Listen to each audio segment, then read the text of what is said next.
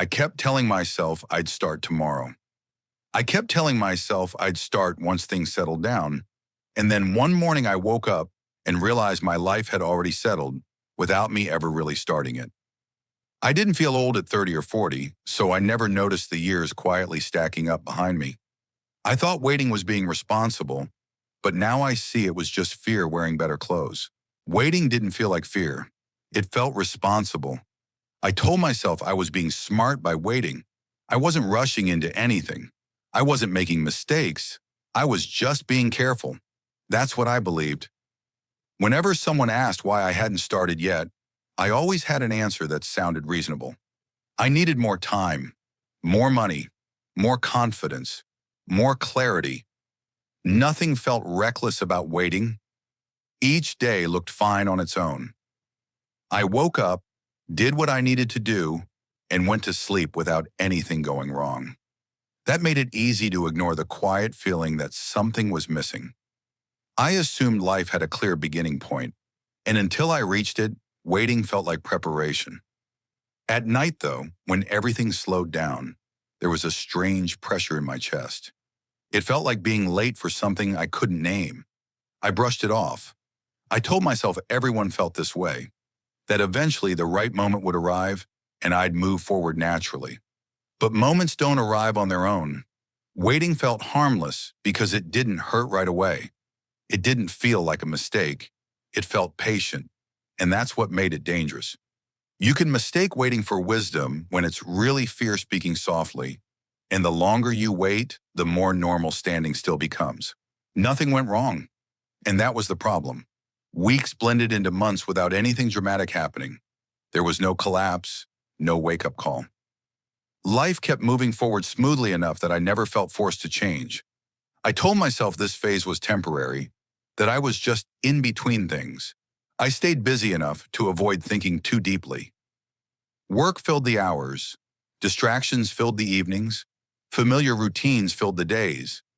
Whenever someone asked what I was planning to do next, I smiled and said I was figuring it out. I believed that answer because it sounded hopeful, but deep down, I wasn't figuring anything out. I was waiting for something outside of me to push me forward. A sign, a guarantee, a moment where doubt would disappear and clarity would take its place. Time didn't challenge me, it didn't rush me, it didn't warn me, it simply kept moving, whether I moved or not. One day I looked back and realized I couldn't tell 1 year from the next. They felt identical. That realization didn't scare me loudly. It scared me quietly. And quiet fear is easy to ignore. If you don't choose your direction, time will choose one for you. And once time chooses, it rarely asks for permission. Fear never shouted. It explained. Fear didn't tell me to stop. It told me to wait. It sounded calm and reasonable. It said things like, now isn't practical, or you're not ready yet. It didn't feel emotional. It felt intelligent. I compared myself to others constantly. Some were far ahead, which made starting feel pointless. Others were struggling, which made waiting feel smart. Fear always showed me the examples that supported staying where I was. I didn't want to fail, but more than that, I didn't want to be seen trying. Trying meant exposure. It meant judgment. Waiting kept me invisible, and invisibility felt safe. That safety came with a cost. Nothing changed. I stayed exactly where I was, year after year, convincing myself that one day fear would fade on its own. I didn't realize fear only shrinks when you move toward what scares you. Waiting didn't weaken it. Waiting fed it. By the time I noticed how convincing fear had been, it had already taken more time than I was willing to admit. If you wait until fear disappears, you'll wait your entire life. Because fear grows strongest where nothing ever moves. I felt productive, but my life stayed the same. I spent a long time planning instead of starting. I told myself I was being responsible. I researched. I watched videos. I read articles late at night about the life I wanted someday. I wrote notes and saved ideas, convincing myself that preparation counted as movement. Planning made me feel safe. As long as I was preparing, I didn't have to risk failing. My dreams stayed perfect because they were untouched. They lived in my head where nothing could go wrong. I could imagine success without ever facing disappointment. I kept telling myself I was almost ready. Just a little more clarity, a little more confidence, a little more certainty. But certainty never arrived. The plan was never finished. There was always one more thing to figure out. One day it hit me that I knew everything about the life I wanted, except how it felt to live it. I had confused information with experience, knowledge with progress, thinking with doing. Planning hadn't moved me forward. It had only made waiting feel justified. Preparation can feel like progress, but without action, it quietly becomes delay. And delay feels harmless until you realize how much time it's taken. Time didn't rush me. It quietly passed me by. I always thought time would alert me when it mattered. I believed there would be pressure, urgency, or some internal alarm that told me it was time to move. But that never happened. Time stayed silent. Days came and went without asking anything from me, and I mistook that silence for safety. I assumed I'd feel different when time started running out. Older, more aware, more panicked. Instead, I felt the same, just further away from where I thought I'd be. One day I noticed my age on a form, and it felt unfamiliar, like I had skipped a few chapters without realizing it. That's when it hit me. Time doesn't negotiate. It doesn't pause while you prepare. It doesn't care how good your reasons are. It keeps moving, whether you're ready or not. I realized I had been trading time for comfort, assuming I could make up for it later with effort. But time doesn't accept effort as payment. Once it's gone, it's gone.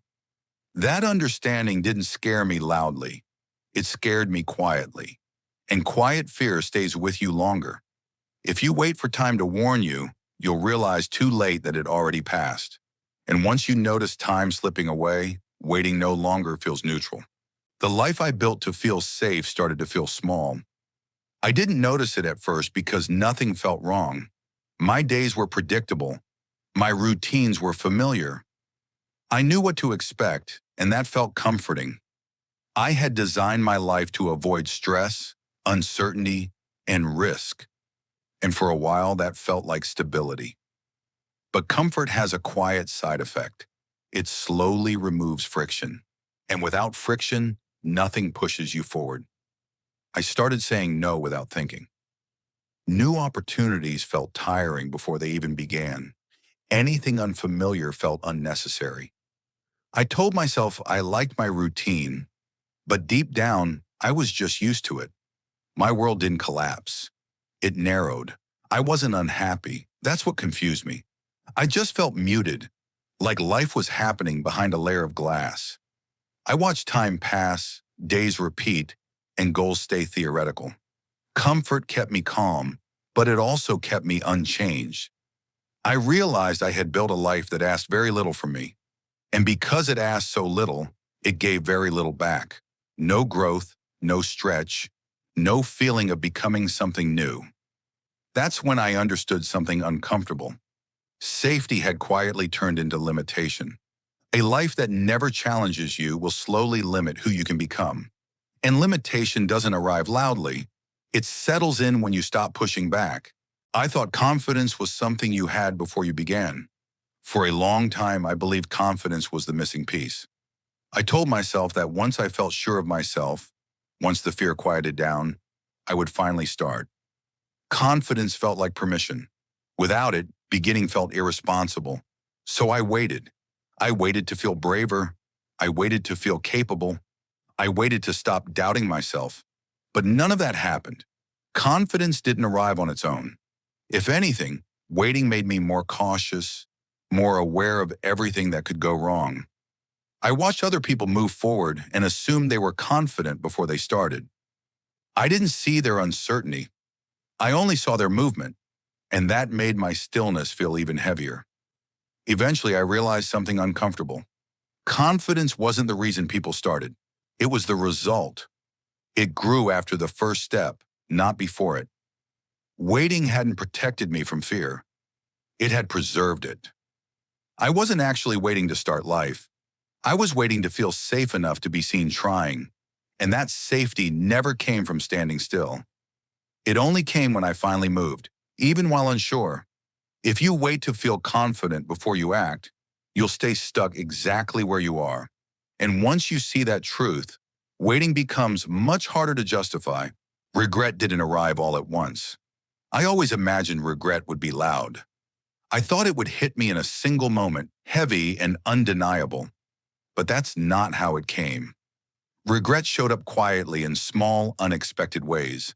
A song from years ago, a photo of someone younger doing the thing I once talked about, a conversation that made me realize how long I'd been saying someday. Regret wasn't about failure. It wasn't about mistakes. It was about absence. About all the versions of my life that never got the chance to exist because I kept postponing them. That realization hurt more than I expected. What stayed with me the most was understanding that regret didn't come from trying and falling short. It came from never stepping forward at all, from choosing comfort over curiosity, safety over growth, waiting over living. I started noticing how often I measured time in memories I didn't have, stories I couldn't tell, experiences I never created. That silence felt heavier than any failure I had feared. Regret didn't demand attention. It simply waited, reminding me of everything I hadn't done. Not trying will hurt you longer than trying and failing ever could. And once regret speaks, it's impossible to ignore forever. The word someday used to comfort me until it didn't. For a long time, someday felt gentle. It felt open. It let me believe my life was still waiting for the right moment to begin. Whenever I felt behind, I told myself I'd get to it someday. That word softened the disappointment. It made delay feel temporary. But slowly, someday changed. It stopped feeling hopeful and started feeling hollow. I noticed how often I used it to avoid making decisions. Someday I'll try. Someday I'll start.